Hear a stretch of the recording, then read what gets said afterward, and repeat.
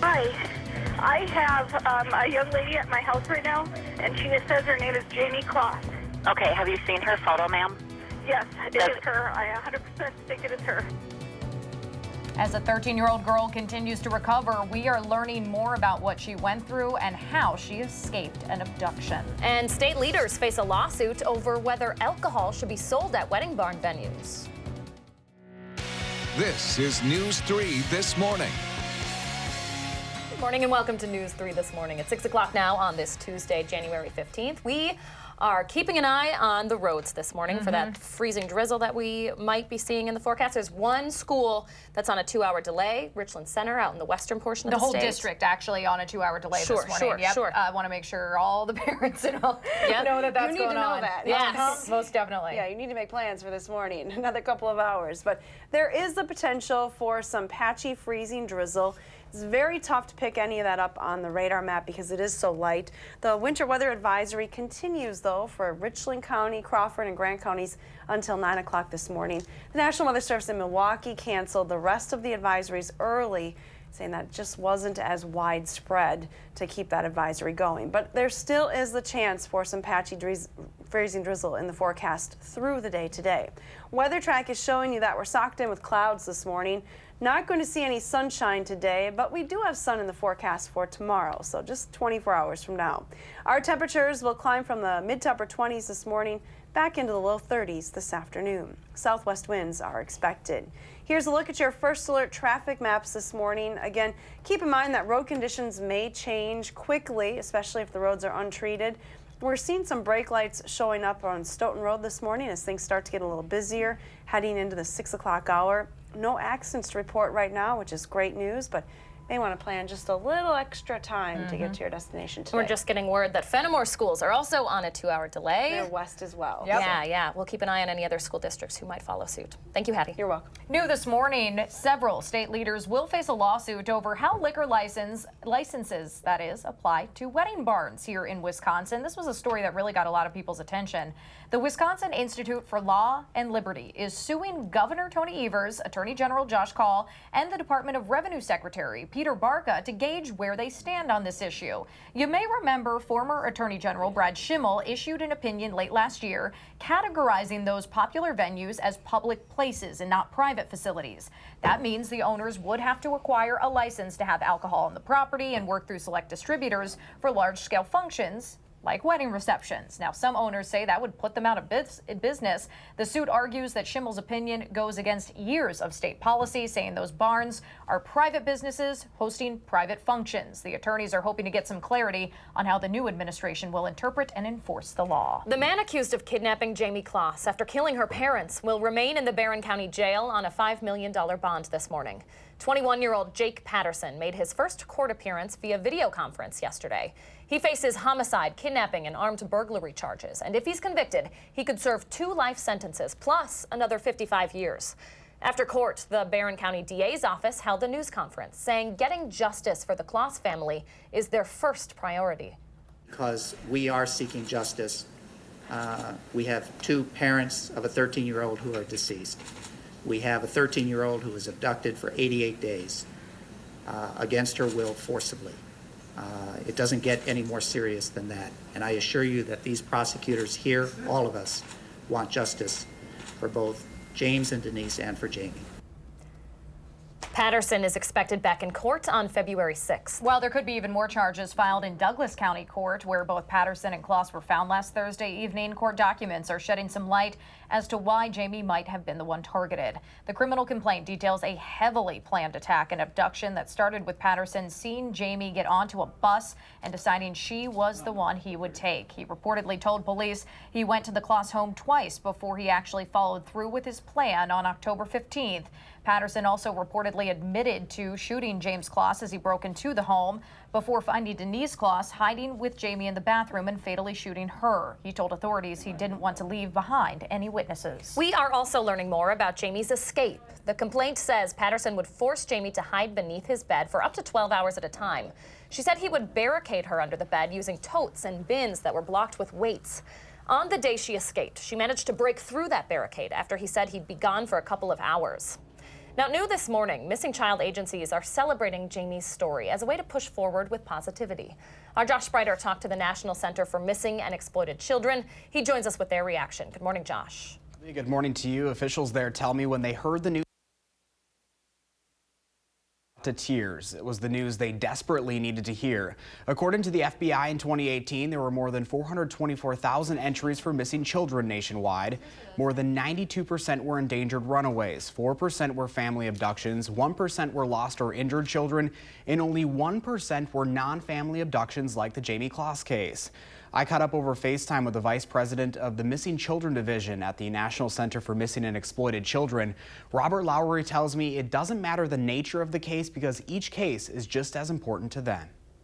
Here at the National Center, no child's case will ever be closed with our teams until the child has been physically found, just because we know there are other Jamie Klosses out there. Right now, there are still 50 kids in Wisconsin listed as missing on the agency's database. Now, of course, they're all for many different reasons, as we mentioned earlier. Lowry told me the news of Jamie's return was much needed news for the agency. He hopes people will learn from it to never give up hope so we can bring even more kids home. All right, our Josh Spreiter reporting live for us. Thank you, Josh. Absolutely. And with Jamie's story making national headlines, you've probably gotten some questions from your kids, wondering if what happened to that 13-year-old girl could happen to them and why it happened. Here to talk with us about how to get through those conversations is Dr. Marcia Slattery. You're the head of UW's Anxiety Center. Thanks so much for joining us. My pleasure. So I imagine parents are already facing these questions. I mean, our photographer Mark said his daughter asked the other day, why do people take kids? I mean, how do you even begin to answer those questions? Well, I think the first thing you do is you talk with your kids and you really listen. What have they heard? What have they understood about what happened and what their fears are? Because oftentimes we assume how they're feeling or what they're thinking, and actually we're quite off the mark. So listening to what their fears are, validating those worries and fears is the most important first step. We want to make sure people can hear you. Do you have your mic? I just want to make sure that mic is on so people can hear you loud and clear here. Perfect. There we go. Perfect.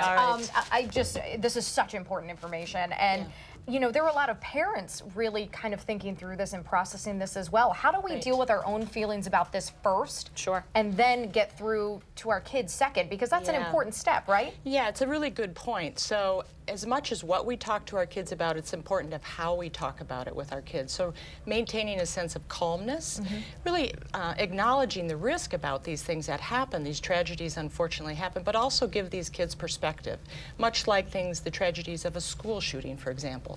And giving them the message that these are very rare, but that they do occur, so it's important for us to have a safety plan, to talk about the plan, to practice the plan, but also, most importantly, to really talk to them about all the ways that they are safe, both at home, at school, in their activities, etc., to really help them embed it more into a context of the relative risk rather than hyper-focusing on the risk.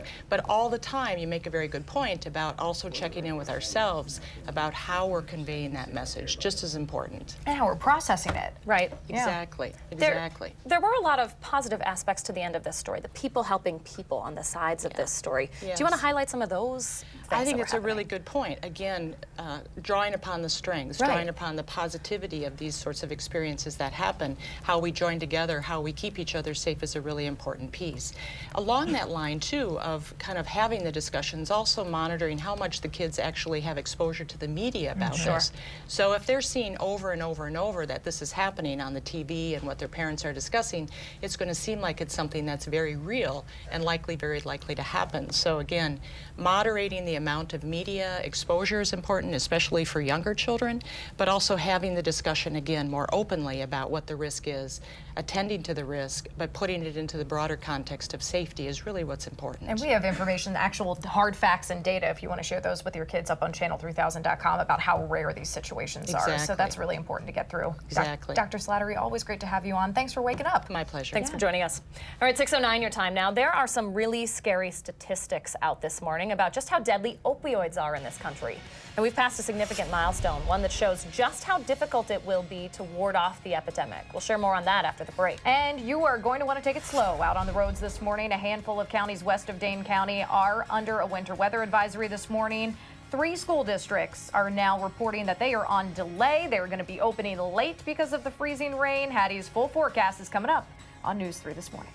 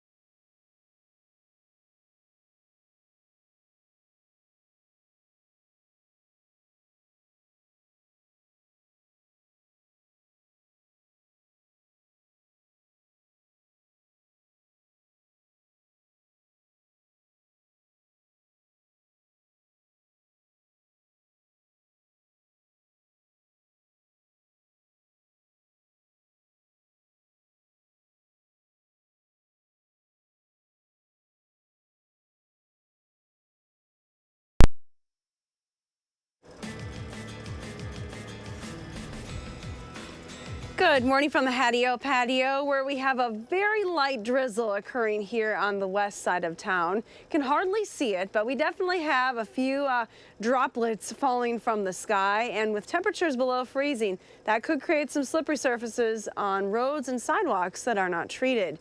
The National Weather Service in La Crosse continues the winter weather advisory for southwestern Wisconsin until 9 o'clock this morning. This does include Richland, Crawford, and Grant counties.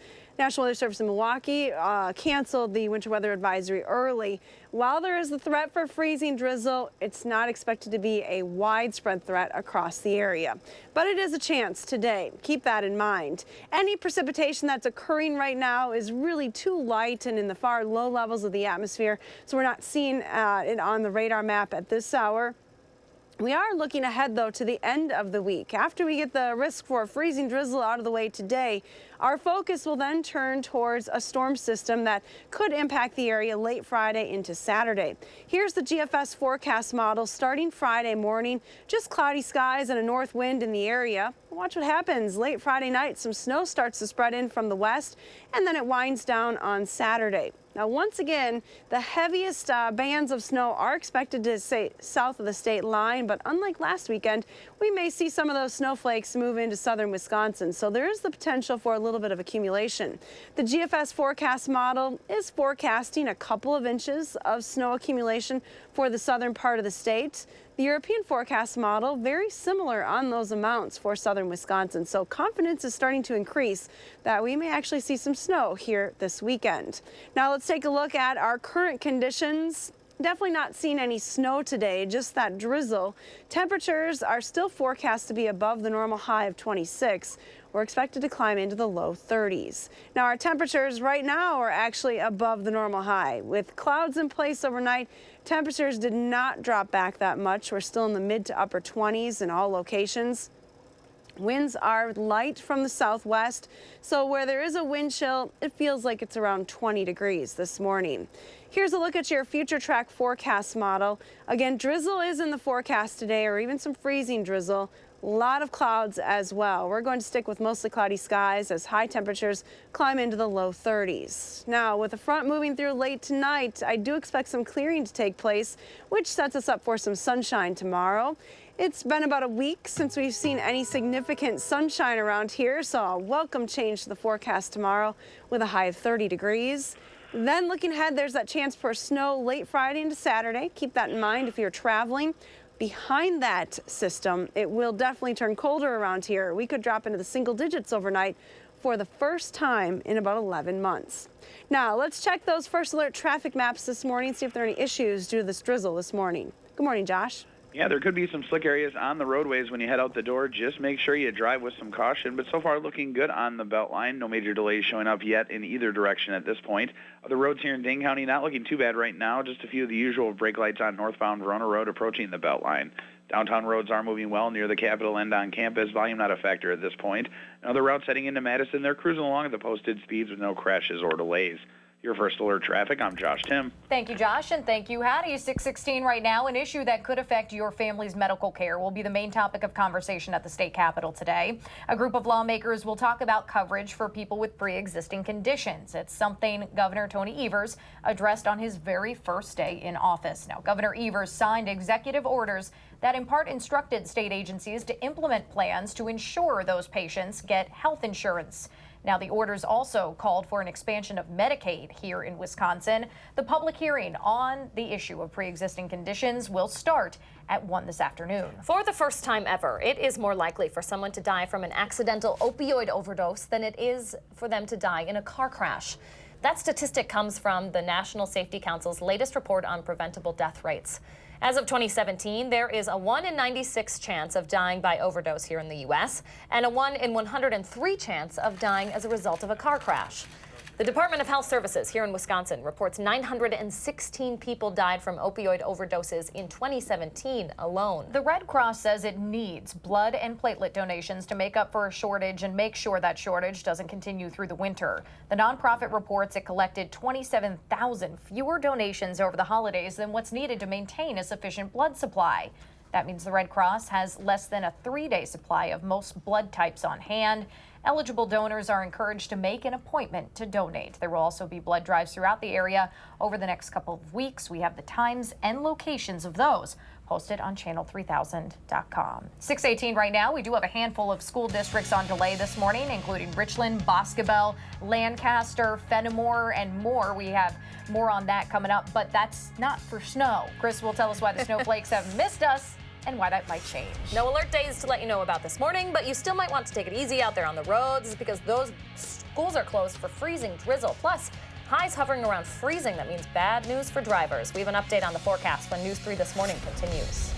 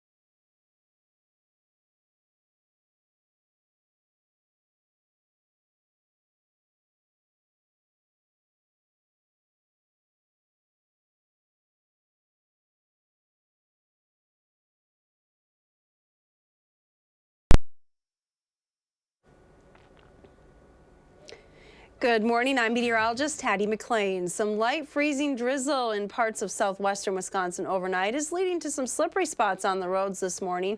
The winter weather advisory still continues until 9 o'clock for southwestern Wisconsin. That does include Crawford, Richland, and Grant counties. So be aware you might need to plan a little extra time to get to your destination.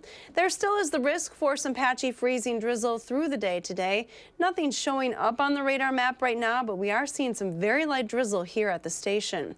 Temperature is 27 here in Madison, 28 in Mineral Point, 29 in Prairie du Chien. Everyone's at least a couple of degrees below freezing. Your Bus Stop weather forecast has cloudy skies with temperatures climbing into the low 30s this afternoon. Have a wonderful day. All right, thank you, Hattie. Madison is in the center of a very small strip without any snow cover across our region. Like, really, it's like Mother Nature was very purposefully avoiding just us. All for Chris. I know. I know. Chris Reese had to chase the big storm that just missed us, and I know you had to snap some shots of this. Oh yeah, I did snap some shots, Yeah. and they were absolutely beautiful pictures at that. And of course, I've got to share them with you guys because we've really lacked on the snow front. So let's go ahead and show you guys how things look. I found it just to our south. This is in a town in Illinois. I went through Iowa and Illinois, but this is Kelowna, Illinois, just south of Davenport, Iowa, and they essentially had beautiful snow cover there. That's a park with the railroad. You turn around from the park, this is what it looked like. Essentially a winter wonderland, and you know pictures never do justice to how hard it was actually snowing there. So visibility was certainly down, and of course, I took a selfie with the snow. Why not? He's hard to see, but my buddy Jed is in the background. He is from South Carolina and had never seen more than flurries or a dusting in his life. So this was his biggest snow event. He went wild. You think I love the snow?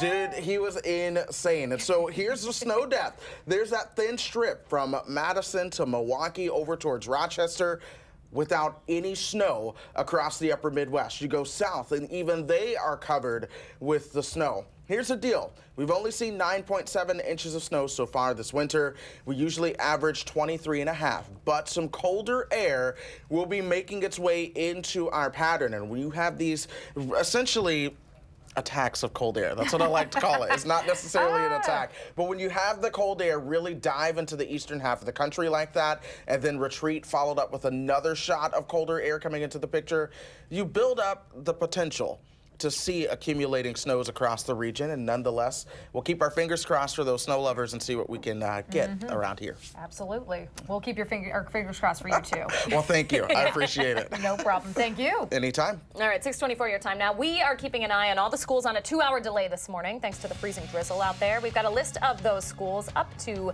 about 8 right now, all on the western side of the state. That's up on channel3000.com right now. And a new report shows Wisconsin's youth prisons are not following a federal court ruling meant to limit things like pepper spray and solitary confinement. The day's top stories are next on News 3 this morning.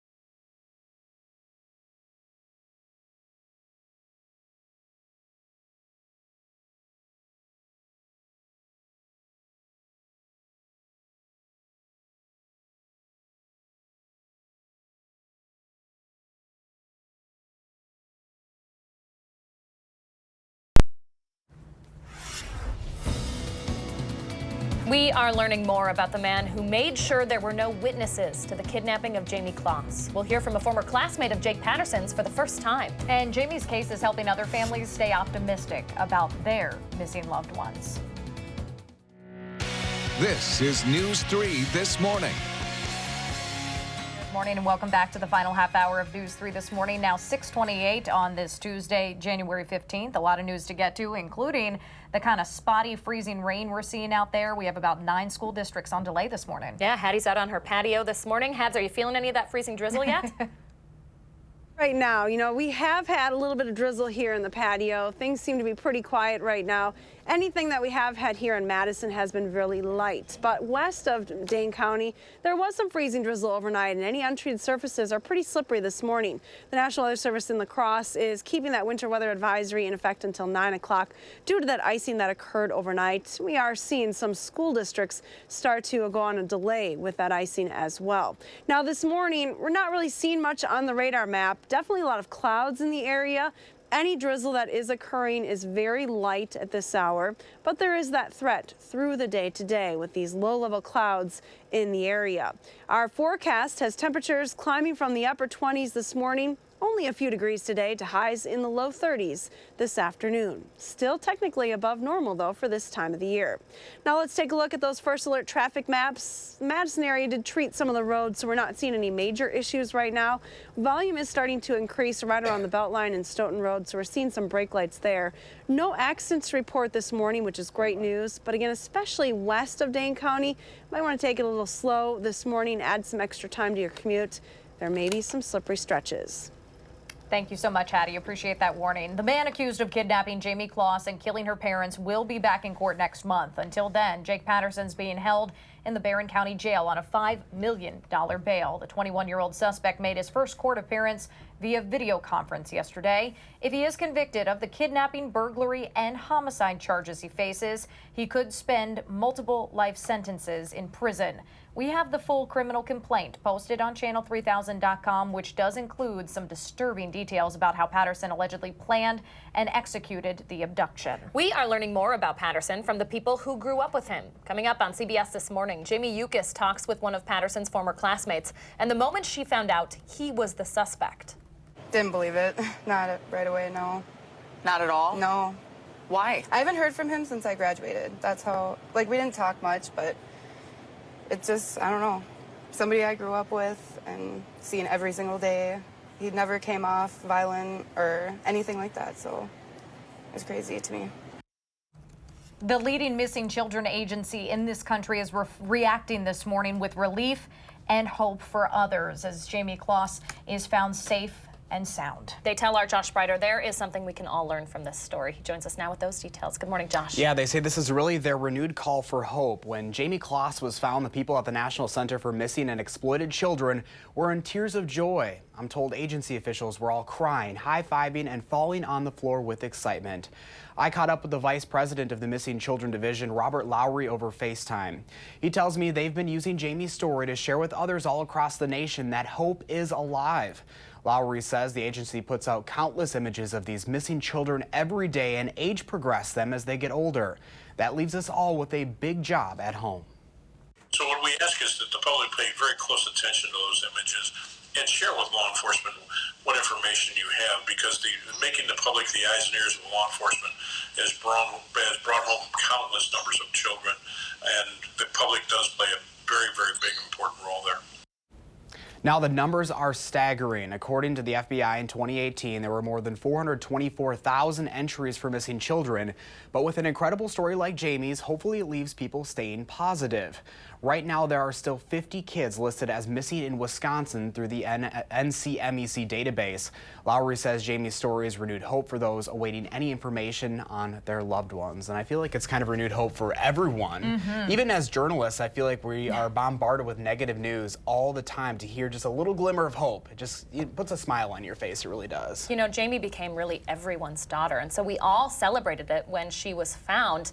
these families in particular, goes without saying, it hits home for them. And if you go to the database, I mean, it's just crazy. You scroll and scroll and scroll, and some of these people have been missing for decades. It's just incredible. So hopefully, you know, we can get some more of these kids home. Good reminder to keep them in your thoughts. All right, Josh Breiter reporting for us. Thank you, Josh. Your time right now is 6:33, and police in Cottage Grove are looking for this man who has been missing since last week. 47-year-old Kurt Meyer was reported missing over the weekend. He was last seen Thursday evening. Police say it's unclear exactly when Meyer went missing and who last saw him, but they don't think foul play is involved. Meyer is 5'7", just under 200 pounds. You can see he has a bald head and he does have tattoos on his arms. He drives a blue Honda CR-V, but police don't know if Meyer is actually driving that car or not. If you do see him, though, please call Cottage Grove Police. A new report says Wisconsin's embattled juvenile prisons aren't following some of the changes mandated by a federal court, including the use of pepper spray and solitary confinement on young inmates. Lincoln Hills and Copper Lake prisons have both faced lawsuits and criticism in recent years. And last year, Governor Walker released a plan to close them both by 2021. This latest report says while, quote, significant improvements have been made on how the two operate, there is still more work to do. Governor Tony Evers visited Lincoln Hills during his first week in office. His spokesperson says he will work with the Department of Corrections to address the problems at both those prisons. We are continuing to follow the city of Madison's efforts to make a West Side apartment complex safer for the people living there and people living around it. Mayor Paul Soglin is proposing the city spend $165,000 on extra security at Tree Lane Apartments, which helps homeless families and individuals with permanent housing. Police have been called to that complex hundreds of times since it opened last summer. The alder representing that area recently criticized Madison leaders and the police department for not being proactive enough with safety issues there. Mayor Soglin told the State Journal, that is, that this investment is a, quote, very reasonable expectation for the city. You have another chance to hear from the people running to be Madison's next mayor tonight.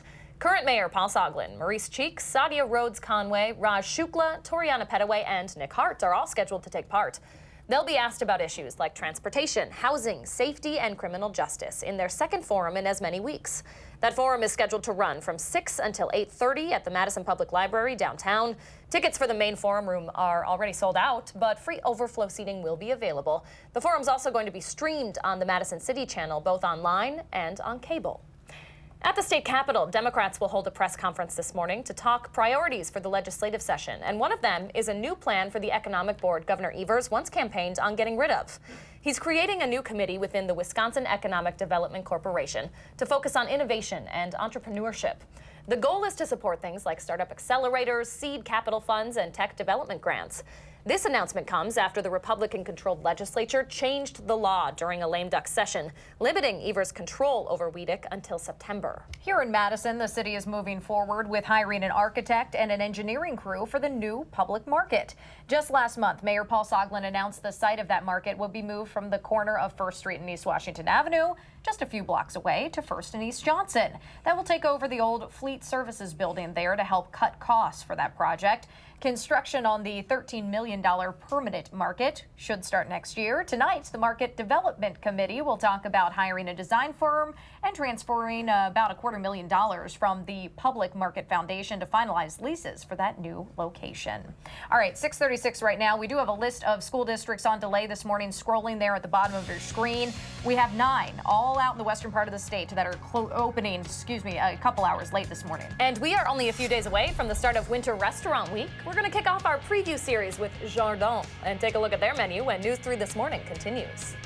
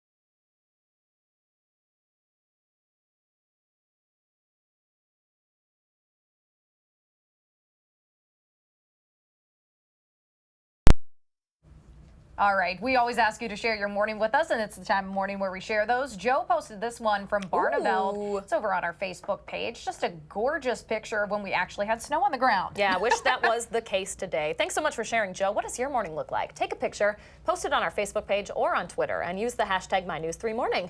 Danica and I share our favorites every morning right here on the program. Okay, so Madison has so many local restaurants to choose from. It can be hard to keep tabs on all the options out there for date night or a family night out. It's part of the reason why our friends over at Madison Magazine put on Restaurant Week not once, but twice a year. Yeah. One of the spots participating this time around is Jarda. I can't do it without the Spanish. I never took French. Please say it for me real fast. Jardin. I got on this. East Washington Avenue, also called Jardin, or the Wisconsin pronunciation Jardin.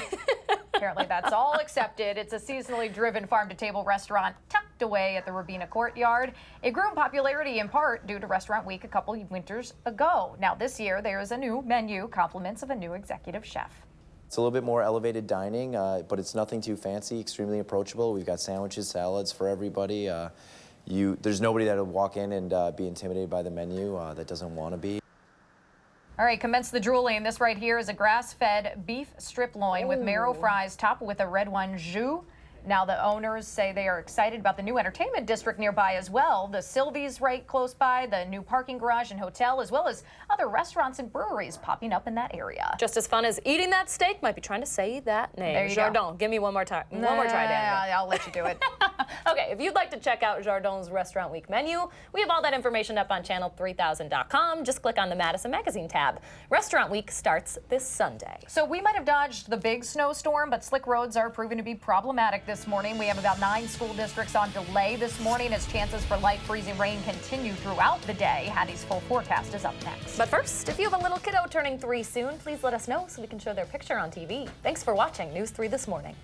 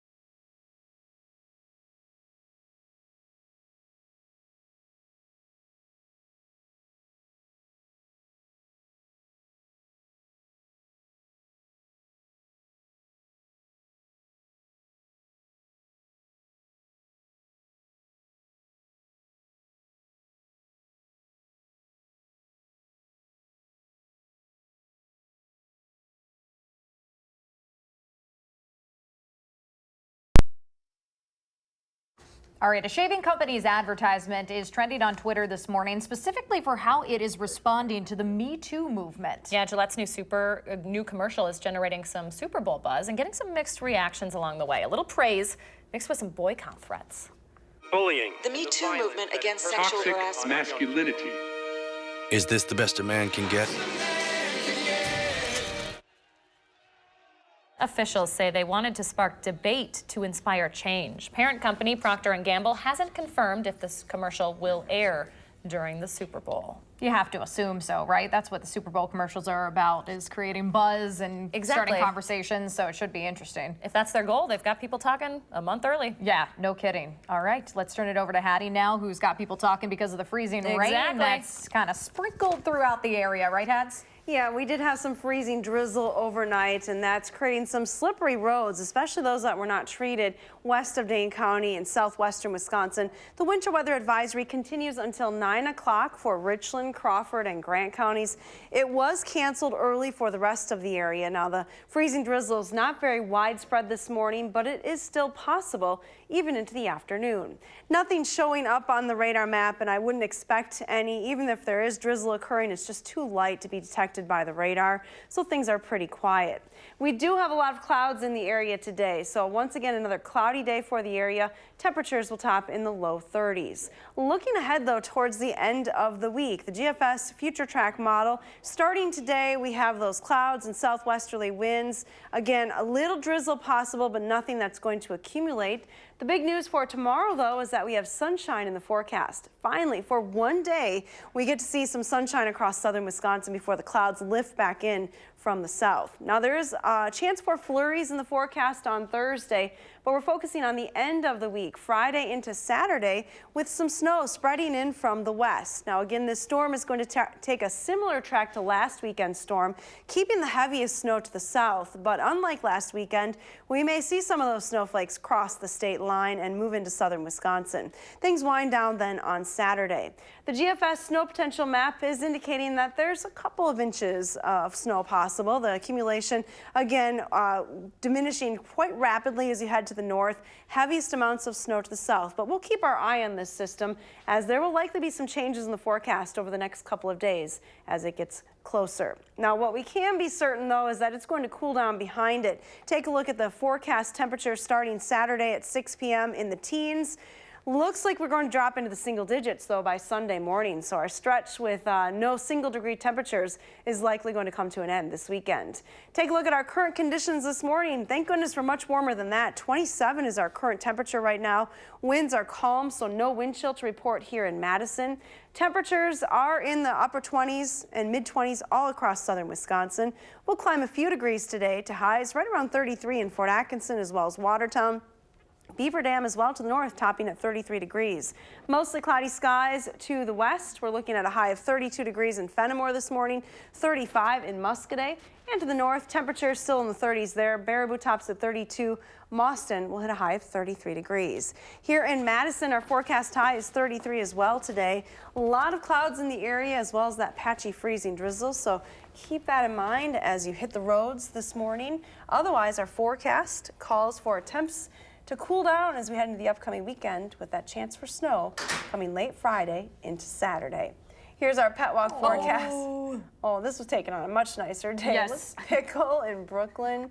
Best summer. name ever. What an awesome name for a dog. Buddy. Does he like pickles? I don't know. That's a good question. Precious, though. Precious Pickle. Yeah. We're all missing summer a yes, little bit, we are. This morning. Oh, yeah. Thank you, Hattie. You're welcome. Morning Sprint's coming up next here on News 3 This Morning.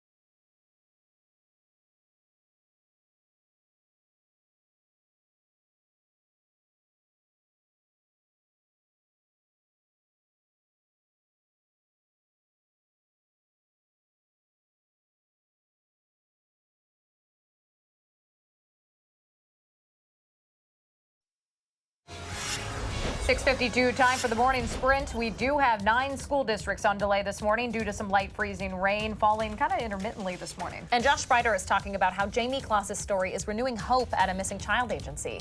But we start with an update just into the newsroom in the last 15 minutes. WISN 12 in Milwaukee is reporting the man believed to be responsible for 2 dead bodies found in a burn pit in East Troy appears to have ties to white supremacy. 43-year-old Matthew Newman hasn't been formally charged in this case, but he is in the Milwaukee County Jail this morning. Police haven't officially connected him to the case, but the trailer belonging to his Franklin cleaning business was on the property where the bodies were found last week. Newman's social media accounts include a Nazi symbol and an image of the Confederate flag. The man accused of kidnapping Jamie Kloss and killing her parents will be back in court next month. Until then, Jake Patterson's being held in the Barron County Jail on a $5 million bail. The 21-year-old suspect made his first court appearance via video conference yesterday. If he is convicted of the kidnapping, burglary, and homicide charges he faces, he could serve 2 life sentences plus another 55 years in prison. Patterson has reportedly admitted to the crimes, explaining a meticulously planned attack and abduction. According to a criminal complaint, Patterson decided he would kidnap Jamie after seeing her get on a bus. He reportedly told police he went to the Kloss home twice before he actually followed through with his plan on October 15th. Patterson reportedly admitted to shooting and killing James and Denise Kloss, so there wouldn't be any witnesses. Hi. I have a young lady at my house right now, and she says her name is Jamie Kloss. Okay, have you seen her photo, ma'am? Yes, it is her. I 100% think it is her. That right there is the 911 call from Kristen Kaczynskis, who called police after a neighbor found Jamie while walking her dog, and brought her over to that house. The criminal complaint says Jamie was forced to hide under Patterson's bed for up to 12 hours at a time. She was apparently trapped there by totes and bins blocked with weights. According to court documents, Patterson says he had been gone for a couple hours on that day, told her that when she escaped, and Jamie managed to break through the barricade. This morning, missing child agencies are reacting with joy after the return home of Jamie Kloss. It was the news they desperately needed to hear. The people at the National Center for Missing and Exploited Children reacted with relief for Jamie's family and hope for the countless others who are still waiting for their loved ones to come home. Right now, there are still 50 other kids listed as missing in Wisconsin. Officials with the Missing Child Division tell me it doesn't matter the nature of the case because each case is just as important to them. But with an incredible story like Jamie's, officials hope it leaves people staying positive and not giving up. We have had some light freezing drizzle across parts of southern Wisconsin overnight, and there are some slippery spots on the roads, especially in the southwestern corner of the state. Winter weather advisory continues there until 9 o'clock this morning. A lot of clouds in the area, and the threat for patchy freezing drizzle continuing this morning, even into the afternoon. High temperatures will climb to 33 degrees with south winds. Thank you, Hattie. Police in Cottage Grove are looking for a man who's been missing since last week. 47-year-old Kurt Meyer was reported missing over the weekend. He was last seen Thursday evening. Police aren't sure exactly when Meyer went missing or who might have last seen him, but they do not think foul play was involved. If you do see Kurt, you're asked to call the Cottage Grove Police Department. At the state capitol, Governor Tony Evers, Attorney General Josh Kaul, and the Department of Revenue Secretary Peter Barca are all facing a lawsuit over how liquor licenses apply to wedding barns here in Wisconsin. The Wisconsin Institute for Law and Liberty says an opinion by former Attorney General Brad Schimmel that barns need a liquor license for large-scale events like wedding receptions goes against years of state policy. On Capitol Hill, President Trump's pick to replace Jeff Sessions as Attorney General will testify in front of the Senate Judiciary Committee today. According to prepared remarks, William Barr says Special Counsel Robert Mueller must be allowed to complete his Russia investigation. He will face some questions, though, from Senate Democrats about a memo he wrote criticizing that investigation and arguing the president should not be forced to submit to questioning. Mayor Paul Soglin is proposing the city spend $160,000 on extra security at Tree Lane Apartments, which helps homeless families with permanent housing. Police have been called to that complex hundreds of times since it opened last summer. Mayor Soglin told the State Journal the investment is a, quote, very reasonable expectation for the city. Almost 6:57 your time this morning. Let's see how the freezing rain is affecting your commute with Josh Tim. Hi, Josh. Yeah, slippery roads south and west of Madison. Just make sure you plan ahead this morning. But the Beltline is moving well so far. The westbound side is continuing to pick up between Stoughton Road and West Broadway. Inbound John Olin, you're tapping the brakes at Olin Avenue. That's going to add a minute or two heading into the downtown area. Other routes heading into Madison, they're moving along the posted speeds right now with no major crashes or delays. Your First Alert Traffic, I'm Josh Tim. Thank you, Josh. And a look from the Edgewater Skycam this morning. Cloudy skies here in Madison. Keep in mind there is the potential for some patchy freezing drizzle as we go through the day today. Temperatures, though, will climb to just above the freezing point with a high of 33 degrees this afternoon. We're keeping an eye on those 9 school districts on delay today. Take a look at our school watch up on channel3000.com and drive safe to work today. Have a good one.